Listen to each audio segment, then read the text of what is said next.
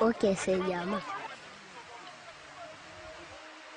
Tous, enfants comme adultes, cherchent du diamant. Surtout du diamant industriel qui abonde ici, en plein centre du Congo.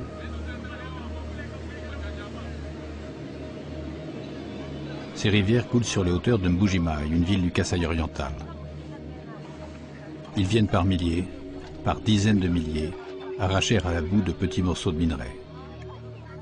Hommes, femmes, de tous âges, de toutes conditions, et des enfants.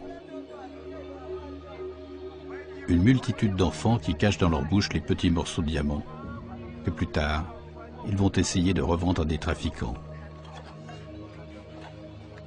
En majorité, ils ont été abandonnés ou rejetés par leur famille. Leurs parents ne pouvaient plus les nourrir ou n'en voulaient plus, comme des objets inutiles qu'il faut écarter. Parmi eux, parmi ces pauvres des pauvres, d'autres encore, sous le coup d'une accusation dont ils ne peuvent se défendre et qui brise à tout jamais leur jeunesse et peut-être leur vie. Papa et maman m'ont chassé de la maison en me disant que je suis sorcière. Alors, je traîne dans les mines. Et tu es parti seul? Ils m'ont chassé avec ma sœur. Et toi, quel âge as-tu? 10 ans. Qu'est-ce que vous faites sur la mine? On ramasse du gravier, on le tamise. Après, on essaie de vendre les diamants. D'autres acceptent l'accusation. Ils sont des démons, en sont persuadés. On le leur a répété depuis toujours, et ils n'en doutent plus. Oui, nous sommes sorciers et nous allons danser près de la rivière. On danse toute la nuit. Tu veux rester sorcier toute ta vie? Non, je veux m'en sortir. Et puis je cherche des aides pour quitter la mine. Tu as déjà vu le diable? Oui, j'ai déjà vu le diable. Où est-ce que tu l'as vu? Je l'ai déjà vu la nuit, là où je danse pendant la nuit.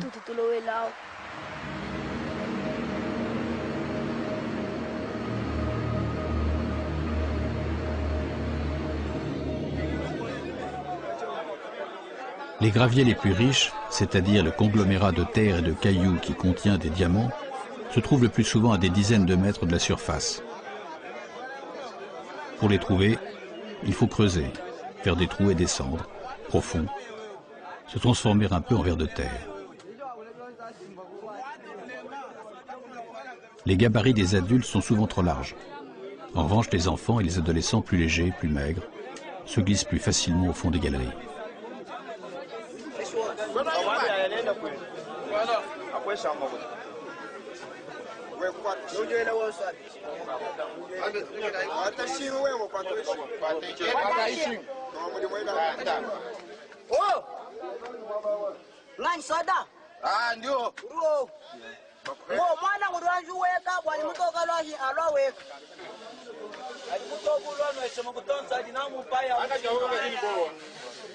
Ceux qui acceptent d'aller en bas, malgré les risques, touchent la même part de diamants que les adultes. Car il y a des risques. Éboulement de la mine, et plus souvent encore, des inondations. Il arrive que la mine se remplisse brutalement d'eau.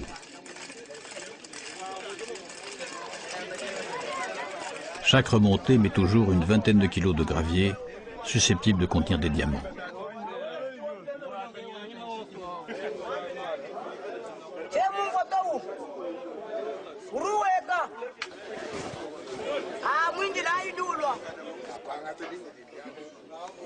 Pour descendre, il suffit de passer une jambe dans une boucle de la corde et de s'agripper. Il faut aussi contrôler sa respiration.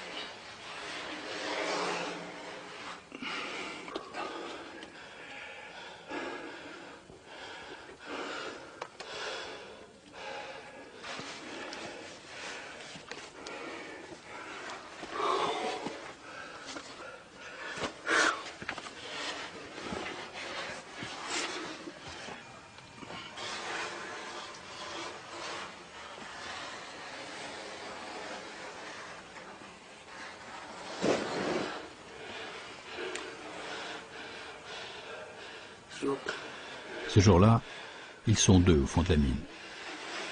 Jembo, 13 ans, et lui, plus âgé.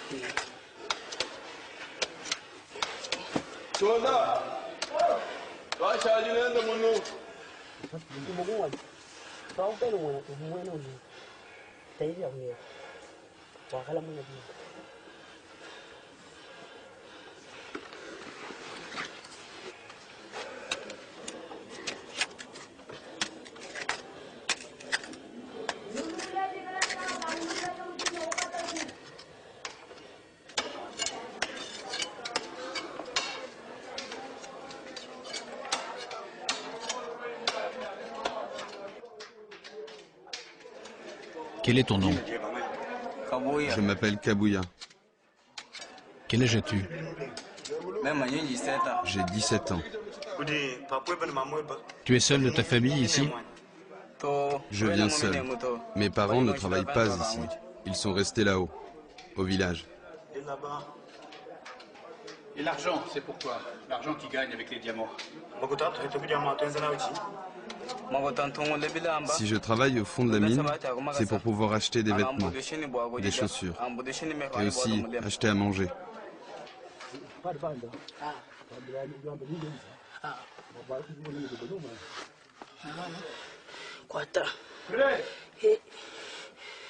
Bon, tirez, tirez.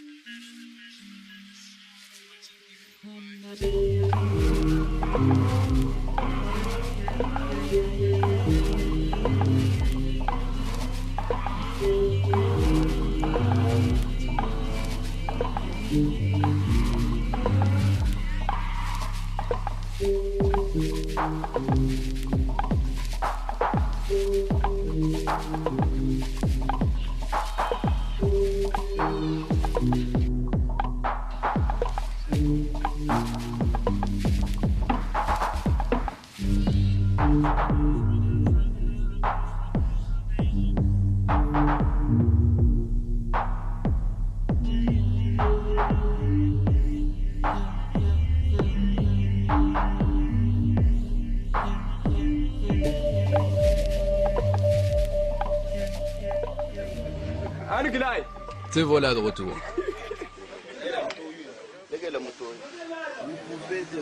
Ça descend à combien? Jusqu'à 60, 62 mètres. Et ce n'est pas tout le monde qui descend. Ceux qui entrent, ils peuvent faire longtemps, voire même veiller, faire 12 heures de travail. Et d'autres, ils font 20 minutes, ils sortent, ils s'échangent. Hein. Ça dépend des bonnes respirations. Un bon organisme qui respire des poumons bien importants.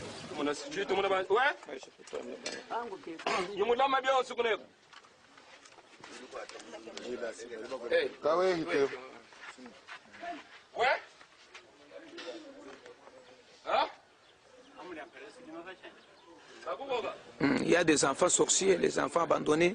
Alors, ces enfants, pour manger, pour s'autosuffire, il faut aller graisser, il faut aller faire le diamant pour se prendre en charge.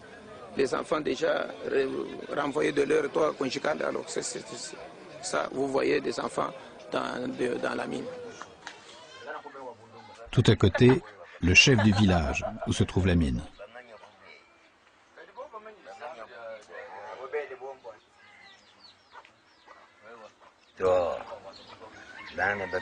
Les enfants ne peuvent pas aller au fond des mines pour creuser. Normalement, c'est défendu. Mais nous avons vu des enfants au fond de la mine.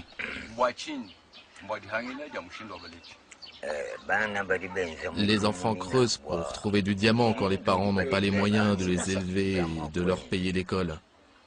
ou s'ils sont fatigués et c'est le manque d'argent. Il y en a beaucoup dans les villages.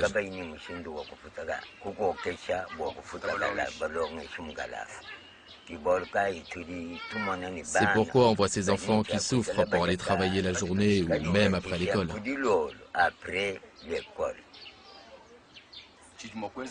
Et que faites-vous avec les enfants sorciers? Si nous voyons qu'un enfant est sorcier, il y a des clairvoyants. On se rapproche des prophètes ou des magiciens pour que l'enfant soit réparé, pour que les enfants soient nettoyés, pour que la sorcellerie prenne fin auprès des enfants, pour que le diable s'en aille.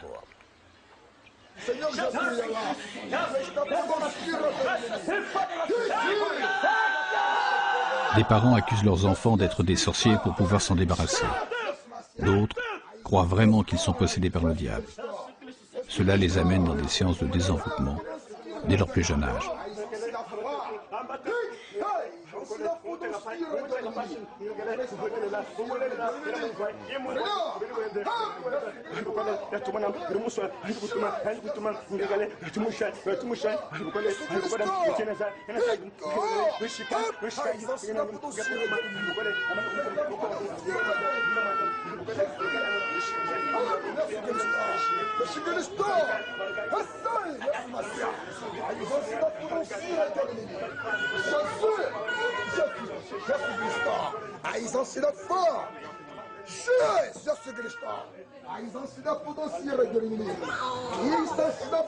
Ce que vous voyez, c'est l'œuvre de Dieu qui est en train de se faire. Si quelqu'un est possédé par un esprit malin, quelqu'un qui est malade, Dieu révèle ce que l'homme de Dieu peut faire à travers cet homme pour qu'il soit guéri. Ce qu'on est en train de faire là où il y a quelqu'un, là où il y a deux personnes assises sur la natte, oui. Il est en train de délivrer quelqu'un qui était possédé.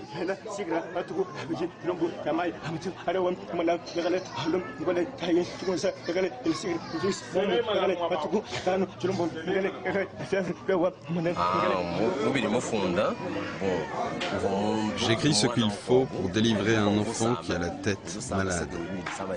Dieu donne la solution pour le guérir. Du sel, des huiles et des oignons qu'il faut séparer et puis préparer. La sorcellerie est une puissance démoniaque que Dieu délivre. Mais ça dépend maintenant de la volonté de celui qui est possédé. S'il arrive au Seigneur, on prie pour lui. Le Seigneur montre ce qu'on doit faire pour lui afin qu'il soit délivré. Celui qui ne veut pas être délivré, abandonne la prière, n'a pas besoin de Dieu.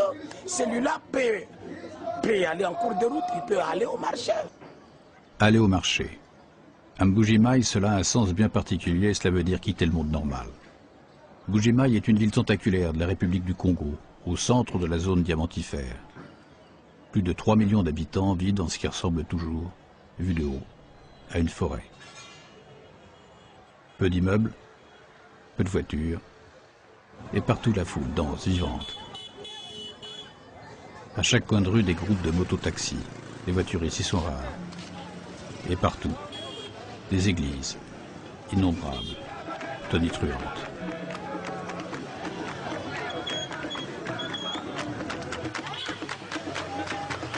Mbuji-Mayi est la capitale du Kasaï oriental, l'une des 26 provinces du Congo.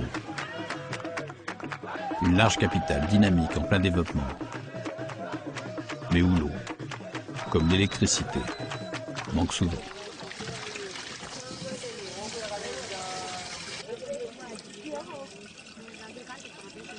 La ville montre sa misère.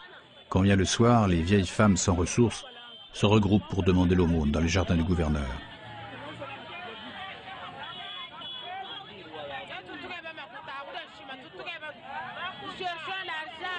Tout à côté, elle exhibe sa richesse. Les marchands de diamants trient leur stock et les changeurs allient leur fortune.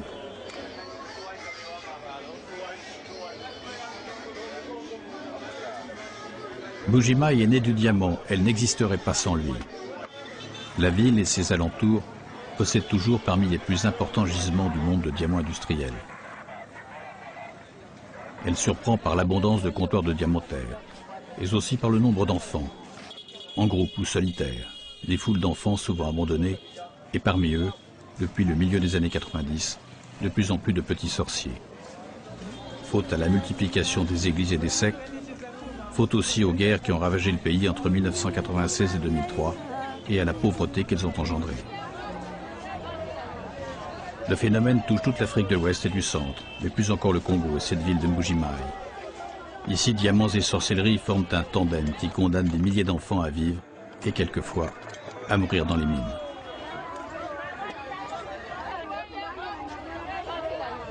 Lorsqu'ils ne sont pas sur les gisements, les petits sorciers se massent dans le marché, d'où l'expression employée pour les désigner. Ils y forment avec les autres enfants de la rue que l'on appelle ici des Chégués, une communauté distincte, avec ses lois et ses drames.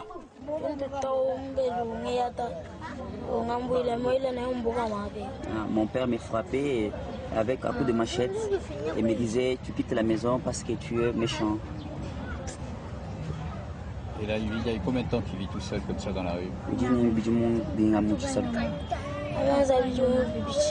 J'ai 2 ans sous la rue. Quel âge a-t-il? J'ai 11 ans. La nuit, les enfants sorciers hantent la ville. Ils traînent toujours, dans la zone du marché.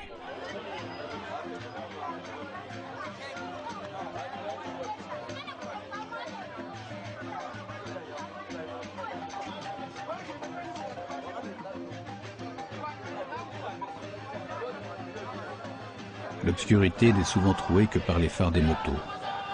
Cette nuit est agitée, quelquefois mystique, pleine des chants que les chorales répètent dans la nuit.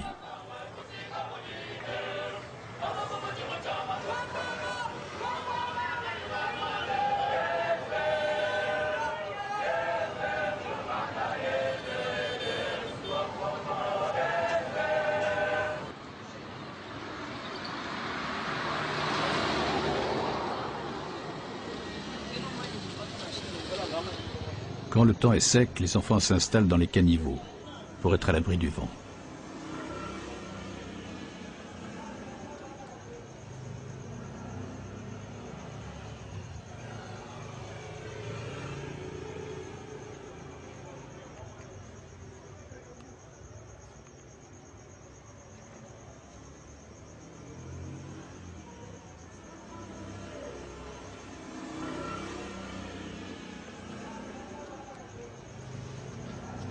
Pourquoi tu es ici dehors?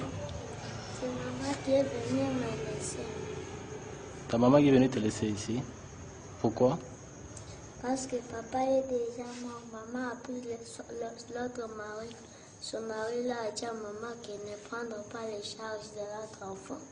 Quand tu vas me mort de mon enfant, tu vas prendre les charges de mon enfant. Encore maman a accepté ce mari-là parce qu'il a beaucoup d'argent. Et maman a refusé moi. Maman t'a refusé toi. Tu étais seule chez toi ou bien il y avait aussi tes grands frères, tes petites soeurs? Tu étais seule? J'étais seulement seule. Tu étais seule, hein?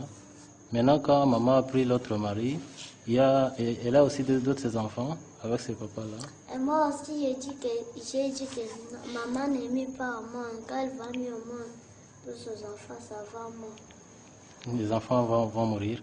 C'est toi qui veux assez que les enfants meurent parce que maman t'a laissé. Est-ce que tu es sorcier quand tu dis ça? Non, non. Tu n'es pas sorcier. Mais pourquoi tu veux que les enfants de maman meurent? C'est la sorcellerie, non? Ah. Tu étudiais?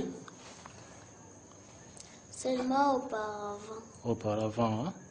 Maintenant, si maman veut venir te récupérer ici et dit, son mari là accepte que tu rentres à la maison, tu vas rentrer? Tu vas rentrer chez maman, hein?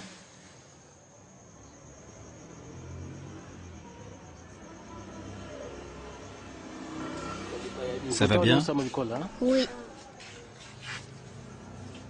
Il y a combien de temps que tu as cette plaie? Ça fait 2 ans que j'ai ça. Tu n'as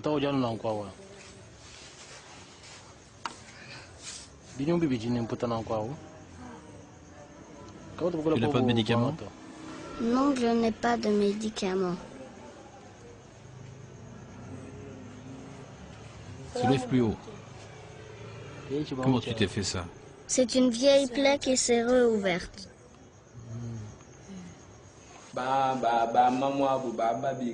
Les mamans, elles appellent les prophètes et les marabouts pour leur dire que leurs enfants sont des sorciers. Et les prophètes leur donnent de l'argent et les enfants sont abandonnés dans les marchés.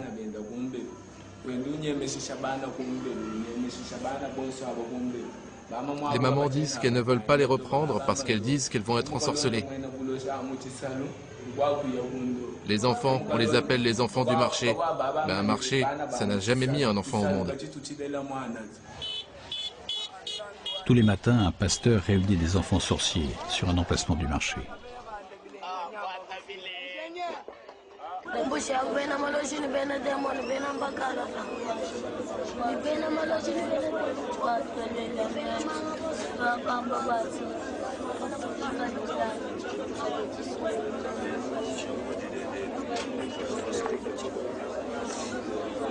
Merci Seigneur, j'abandonne tes enfants entre tes mains. D'eux-mêmes, ils ne pèsent rien. Elohim, la haï. Je leur abandonne en tes mains. Que tu puisses les pardonner. Pardonne leurs offenses. Pardonne leurs voies. Pardonne leurs péchés. Purifie-les, Seigneur. Aide-les à devenir tes enfants. La sorcellerie rend l'homme aveugle. À son palais, tous ceux qui dans la maison de l'Éternel, tous ceux qui je prends possession de cet endroit. Je neutralise l'esprit de la sorcellerie. Je le neutralise. Je le rends innocent de fait dans la vie de tout un chacun. C'est là au nom de Jésus-Christ. Bunga Junior, Buka Sakabamba, Nyangwila Toussaint, Ngele Kamuchi Pai, Chikala Chikala, Bijou Mwakana, Chibo Boïda, Kabedi Esther, dit tout. Pembe Gasha, Kabedi du corps.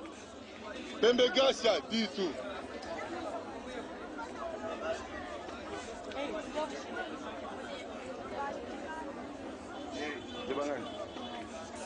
Benjamin. Qu'est-ce que vous faites? J'écris leurs noms, je vais les arranger, je vais les connaître tous.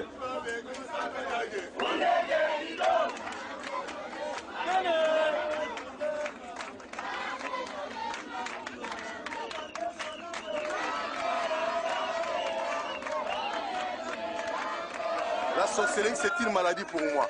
Moi, quand quelqu'un est sorcier, même si sa sorcellerie est de coma, je suis capable de saisir la sorcellerie là et de donner la délivrance au nom de Jésus. Parce que Christ nous a donné la capacité de faire ça. Et comment savez-vous que ce sont des sorciers? Vous dites? Comment savez-vous que ce sont des sorciers? Bon, la sorcellerie c'est un esprit. Et écoutez, je vais vous dire que l'homme est esprit. L'homme est esprit, l'âme dans un corps de chair.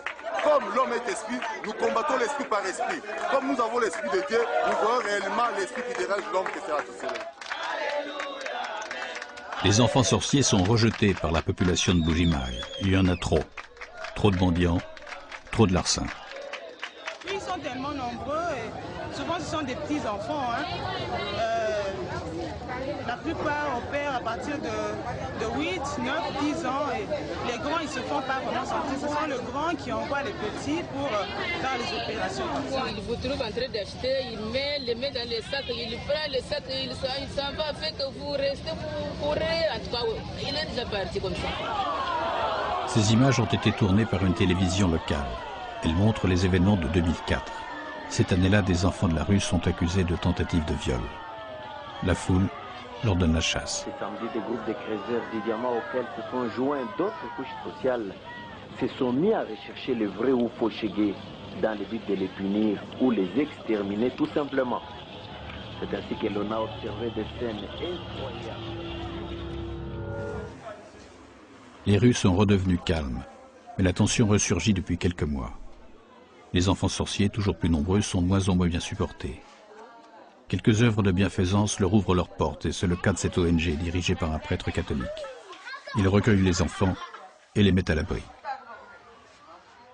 Nous les écoutons, nous entendons ce qu'ils disent. Donc c'est une expérience nouvelle que nous sommes en train de faire des recherches pour voir est-ce que réellement cette force-là existe ou bien cette force-là n'existe pas. D'où vient que ces gens disent que je m'investis d'une force et cette force me commande de faire du mal. Parce que certains enfants ont été même torturés par leurs parents pour qu'ils disent qu'ils sont sorciers et qu'en réalité ils ne le sont pas. Est-ce que vous voyez un changement de comportement, vous qui vivez avec eux, avec ces enfants? Vous les voyez différents selon les heures du jour?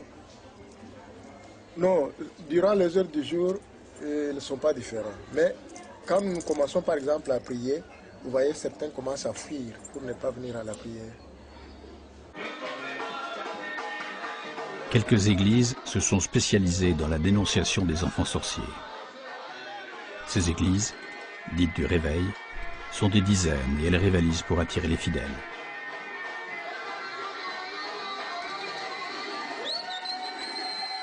Il y a aussi des sorciers là où tu travailles. Des gens qui ont la haine contre toi. Des gens qui sont jaloux de toi. Parce que tu ne fais que monter dans ta promotion. Je connais un papa qui travaillait à l'époque à l'Ersaï. Et il était chassé du travail. Pourquoi? Parce qu'il y avait une personne dans sa maison qui l'avait enchaîné. Il était lié quelque part.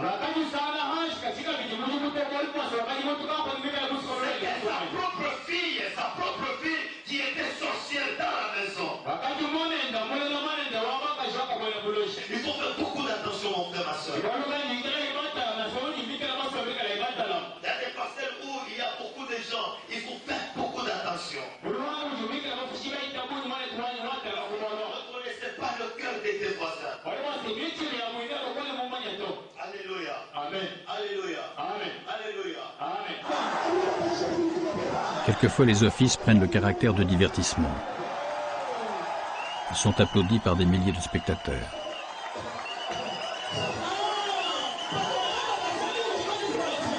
Les prédicateurs donnent de leur personne pour provoquer les dons. La plupart se sont autoproclamés pasteurs ou prophètes. Nous sommes sous l'onction de Dieu. Au nom de Jésus, il faut donner à Dieu. Si vous donnez, vous serez bénis au nom de Jésus. Alléluia. Alléluia.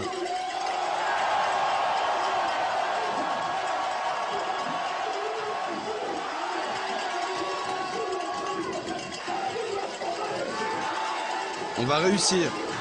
On va réussir. Dans tous les domaines. On va réussir.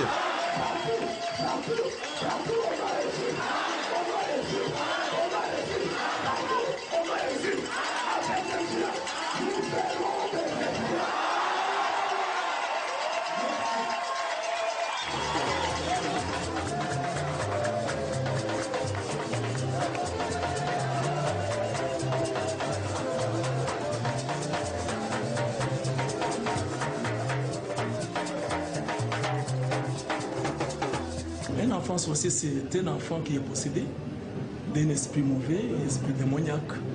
Donc c'est un enfant dont au départ il est opprimé par la puissance du diable, puissance maléfique.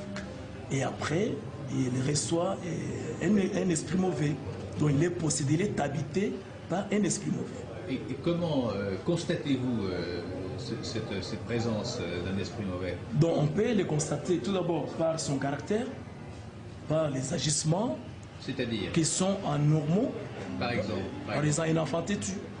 Un enfant têtu peut être considéré comme... Oui, il peut être comme ça, mais de nature, mais un enfant, on voit un enfant qui a une tête dure et exagérée. Tout d'abord, un enfant qui ne respecte pas, par exemple, les adultes, les parents, un enfant qui vole, hein, un enfant qui fait des choses qui sortent de l'ordinaire. Vous voyez, les signes là montrent aussi que cet enfant, il est habité, ce n'est pas lui qui fait ça. C'est un autre esprit qui l'habite. Ou bien à partir des prophéties, des dons spirituels, Dieu peut révéler que cet enfant, il est habité par un esprit mauvais. Malheur à l'enfant dont le père ou la mère est mort soudainement. Il peut être accusé de l'avoir bouffé. Bouffé, autrement dit, assassiné. Exemple, ce chauffeur de taxi. Vous savez, la sorcellerie, je n'ai jamais cru à cela. Hein. Je n'ai jamais cru à ces phénomènes. Mais tout le monde y croit ici. Oui, en fait, les gens y croient parce qu'ils n'arrivent pas à comprendre ce qui se passe réellement. Comment vous pouvez croire que l'enfant peut devenir sorcier? Qu'est-ce qu'il prouve réellement? Hein? Moi j'étais taxé, mais je ne l'ai jamais connu. Je ne sais pas comment on sorçait. En fait, on ensorcelle quelqu'un, je ne sais pas. J'étais un enfant sorcier. J'étais taxé comme ça quand j'étais encore enfant. Qu'est-ce qui s'était passé? C'était juste après la mort de mon père. La famille est venue en disant que c'était nous, les enfants, qui avons bouffé notre papa. Et c'était vraiment terrible à cette époque-là. C'était terrible. C'était insupportable. Personne ne pouvait supporter cela. Et on nous avait abandonnés. Vous avez, pardon? Abandonnés, oui. Abandonnés par la famille de notre papa, qui nous avait abandonnés. Et personne ne s'intéressait de nous. On vivait comme les enfants de la rue. C'était juste une étiquette qu'on m'avait en fait placée. Et avec vos amis, vos camarades, comment ça s'est passé? J'étais déconsidéré. J'étais déconsidéré. Je me rappelle, en fait, quand on était avec des amis, et un jour, une amie qui vendait des cacahuètes, des cossèques de manioc, je touchais seulement à ces histoires. Il faut voir comment elle s'était enflammée. Il m'avait dit, mais toi, sorcier, tu as touché à mes histoires, personne ne va plus acheter. Et c'était terrible, jusqu'à ce que quelqu'un est venu, je ne le connais pas, il a pu payer l'argent qui revenait. Et à cette femme, à cette fille, c'était une amie, c'était terrible. Et vous avez été militaire. Quand vous êtes entré à l'armée, on ne vous a pas demandé si vous aviez été enfant sorcier, vous n'avez pas mentionné ça? Non, on ne savait pas que j'étais sorcier, personne ne le savait. Finalement, c'est la guerre qui vous a sauvé. Bien sûr, c'était la guerre. C'est la guerre qui nous avait sauvés. Et là, à partir de ces moments, j'ai commencé une nouvelle vie. Il y a des lieux à Mbuji-Mayi qui intéressent particulièrement les enfants et adolescents qui luttent pour survivre. C'est le cas de la Miba, ou minière de Bakwanga. Cet ensemble minier employait autrefois des milliers de creuseurs sur une concession de 50 km². C'est toujours un territoire interdit. Des gardes armés tirent à vue sur les creuseurs qui y pénètrent sans autorisation. Il englobe les zones diamantifères les plus riches de toute la région. Dans le passé, les responsables politiques du Congo ont utilisé la Miba pour financer leur guerre. À court d'argent, ce qui est toujours l'un des plus importants gisements de diamants du monde, a fait faillite. Pourtant, dans un passé récent, ces usines produisaient près de 10 millions de carats chaque année.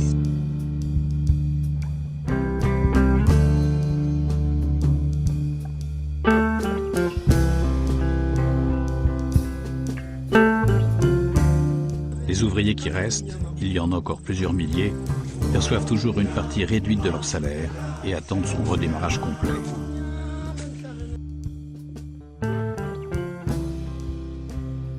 Dans ces terrains dominés d'usines en ruine, des centaines de personnes trouvent la mort chaque année.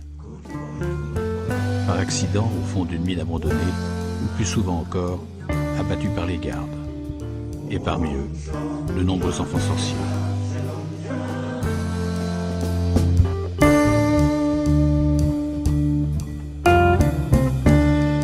La nouvelle direction de la Miba essaie de remettre en marche certaines de ces installations. Elle développe aussi les dragues qui travaillent directement de la rivière qui traverse la zone. Quelques milliers de carats ont été vendus en 2011. Mais le braconnage et les luttes sanglantes qu'il provoque perturbent toujours les débuts de l'exploitation. Il y a des bandits armés qui viennent chercher les diamants de forces qui n'ont pas autorisé. C'est ce qu'on appelle les suicidaires. C'est pourquoi on a mis des policiers miniers pour défendre contre les suicidaires. Et quelquefois, il y a des échanges de coups de feu, Parfois, chaque jour ici, vers 16h du matin, 16h ou bien 6h du matin, les suicidaires viennent changer de coups de feu avec nos policiers qui sont sur place. On rencontre quelquefois les enfants, mais il y a les enfants qui ne viennent pas pour faire les diamants, mais pour faire autre chose. Quoi? Qui sont en train, par exemple, de suivre les creuseurs pour leur vendre de l'eau. On a l'impression qu'il y a une sorte de tolérance quand même, non? Non, il n'y a pas de tolérance parce qu'ici on les attrape, on va avec on les attrape, on les achemine à la surveillance. Les fraudeurs qui ont réussi à sortir de la concession sans se faire prendre tamisent où ils peuvent. Ici, dans un égout de Mbuji-Mayi. Et le risque est quelquefois récompensé. C'est lui qui tamise, mais c'est moi qui ai creusé. Et là-bas, ça vaut le coup.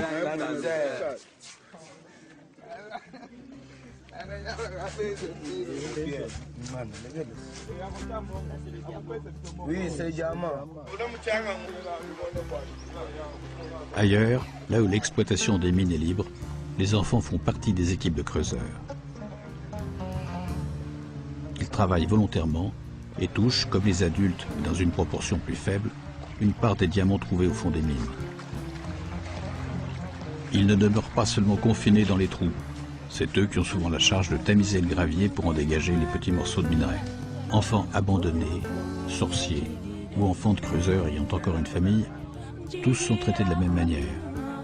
Le soir venu, les plus heureux iront dormir chez eux et les autres dans la rue.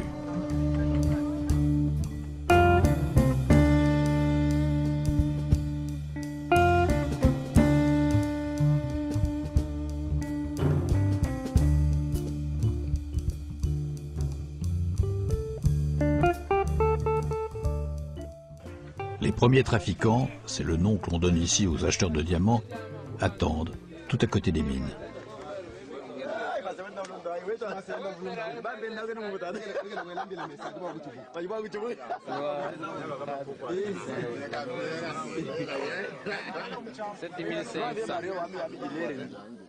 Même 15 000 francs. C'est un prix arbitraire.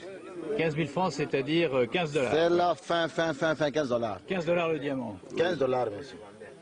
C'est un problème d'entente. Quand on ne s'entend pas, les retirent leur diamant et revendent ailleurs.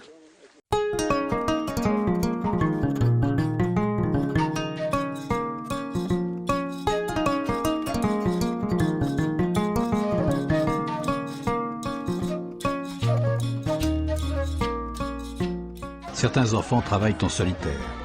Ils tamisent tout ce qu'ils trouvent, partout. Et là encore, quelquefois avec succès. Ils tamisent dans ce marché à quelques centaines de mètres des premiers comptoirs d'achat.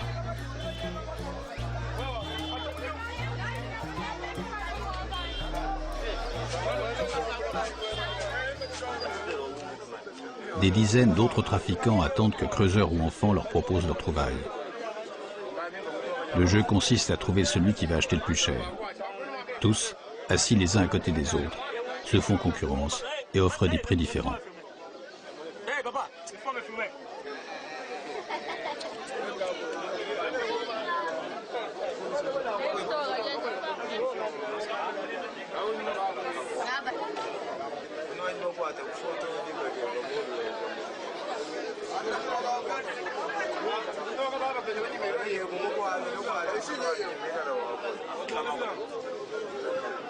Moi, tout ce que je veux, c'est trouver l'argent que ça vaut et qu'on me paye.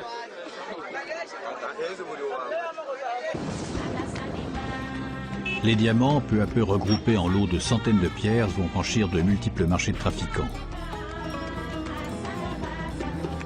Ils seront quelquefois achetés et revendus plusieurs fois, au long des quelques kilomètres qui séparent les emplacements de la mine de la ville de Mbuji-Mayi, où se trouvent les gros négociants. Ceux qui achètent des lots importants ou de grosses pierres. Cette fois, plus d'enfants.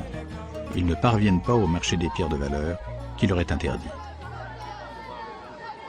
Là encore, dans les rues de la ville, et cette fois cachés derrière des murs de béton, les acheteurs se font concurrence. Ils donnent même des spectacles de rue pour attirer les creuseurs ou les revendeurs de diamants.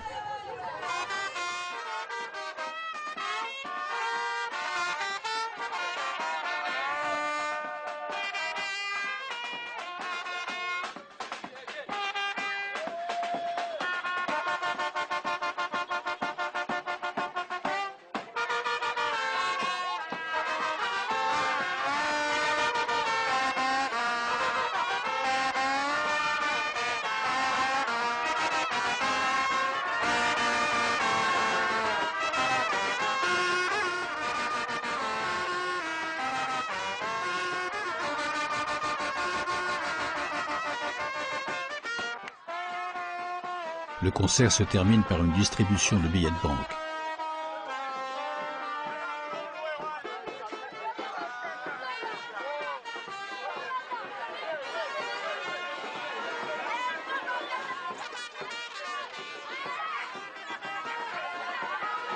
Il achète sans problème. Lui-même champion, les super champions, les super acheteurs du Congo, l'espoir du Congo. quelle nationalité? Il est congolais, Nationalité libanaise. Il a changé la nationalité, il est congolais. Bon, il a déjà changé la nationalité, il est maintenant libanais. La plupart des marchands sont libanais, et tous ont un lien direct avec Anvers, en Belgique, où se trouve le principal marché de diamants du monde.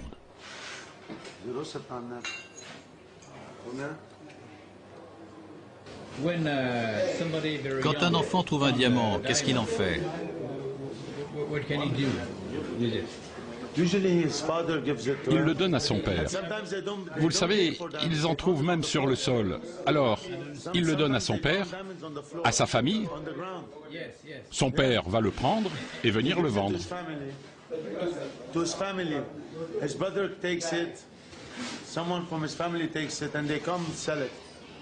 Et s'il n'a pas de famille? Ah, là, je ne sais pas.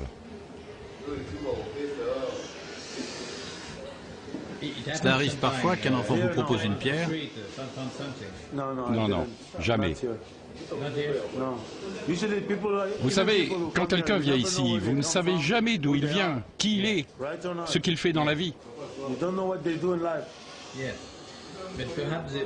Vous ne savez pas s'il a acheté un diamant à un enfant et s'il vous le revend ensuite. Ah, ça, je n'en sais rien, mais je ne pense pas. Vous savez, ils travaillent là-bas. Ils creusent pour le diamant. Mais ce qui se passe dans les mines, je n'en sais rien. Je n'ai pas le droit d'y aller. Vous avez besoin d'une autorisation pour y aller? Non, on n'a pas le droit d'y aller.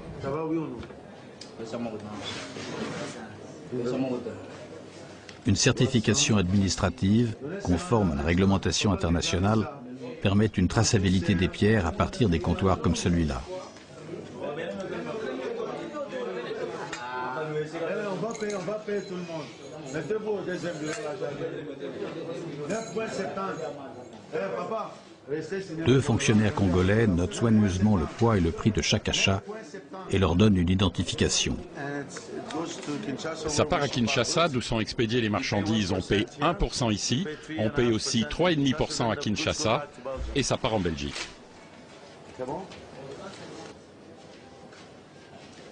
Personne ne contrôle l'origine exacte des pierres. Personne ne sait vraiment d'où elles viennent, qui les a trouvées et dans quelles conditions. Sans doute d'honnêtes creuseurs, mais peut-être aussi de jeunes enfants ou des bandits.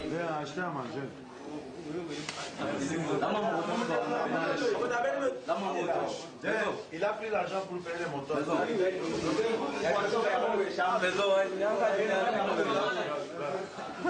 C'est comme ça toute la journée. Du matin au soir. C'est comme ça que je travaille. Et là encore, une distribution de billets affirme la prospérité du comptoir.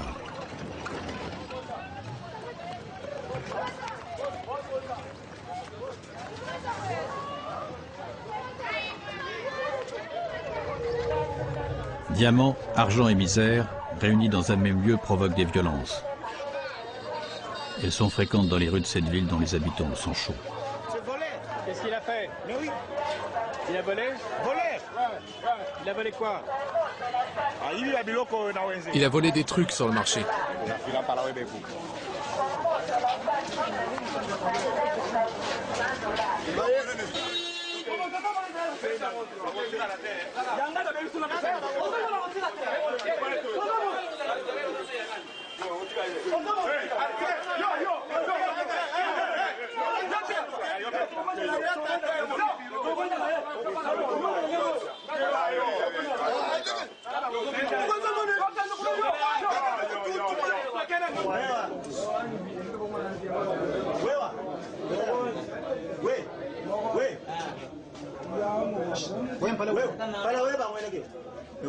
Et toi, monte tes dents. Fais voir ce qu'ils t'ont mis.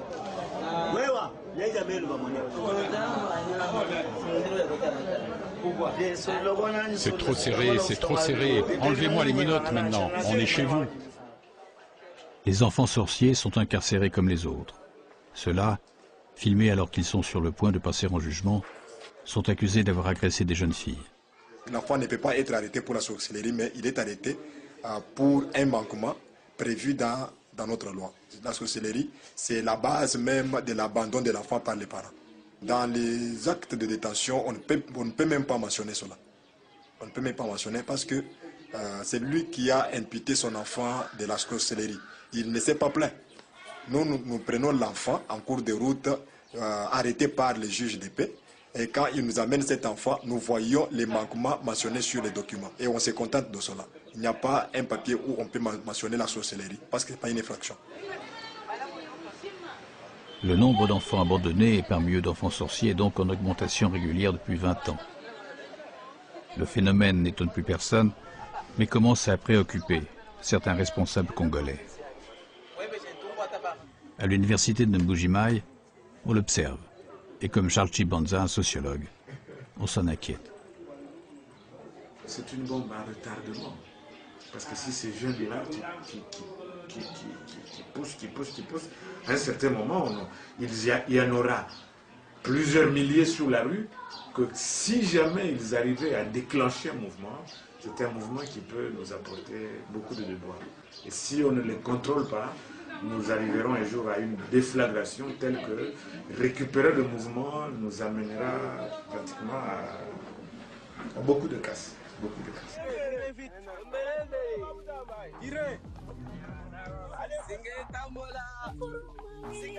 Ignorant les interdits, les enfants continuent à descendre au fond des mines. Ce sous-sol, malgré les trésors qu'il renferme, ne permet pas de nourrir la population du Kasaï. Bien au contraire, le diamant est un facteur de désintégration sociale. Les creuseurs font confiance à leur chance. Ils espèrent trouver les pierres qui leur permettront de faire fortune en peu de temps. L'agriculture et l'artisanat sont délaissés. Et les structures familiales, en partie détruites. Ici, dans cette partie du centre de l'Afrique, les enfants abandonnés, et en particulier les enfants sorciers, sont donc les premières victimes du diamant. Il y aurait près de 15 000 enfants qui travaillent dans ces trous. 15 000 qui rêvent d'aller à l'école ou tout simplement d'être acceptés, d'être aimés.